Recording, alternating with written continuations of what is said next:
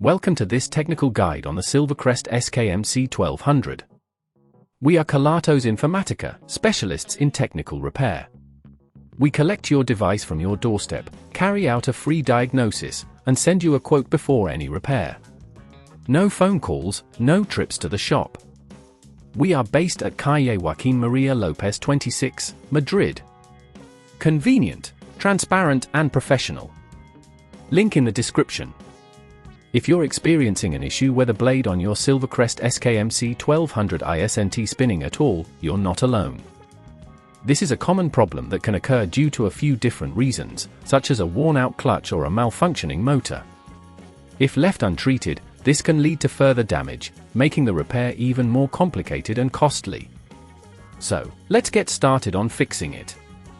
For this repair, you will need a small Phillips screwdriver, a flathead screwdriver, a replacement clutch, and some tweezers. First, ensure your device is unplugged for safety. Begin by gently prying open the casing of the Silvercrest SKMC 1200. You can use your flathead screwdriver to carefully lift the edges without damaging any clips. Take your time with this step, as rushing can crack the casing. Once open, locate the motor and the clutch mechanism, which is usually situated near the blade assembly.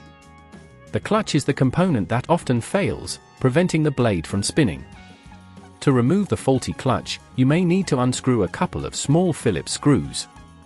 Be careful not to apply too much force, as this could strip the screws or damage surrounding components. Once the screws are removed, gently lift out the clutch using your tweezers. If at this point you feel it's getting too tricky, remember that at Kelatos we collect your device from your door and return it fully repaired. Now, take your new clutch and place it in the same position as the old one. Secure it with the screws you previously removed, ensuring they are tightly fastened but not overly so to avoid damaging the threads.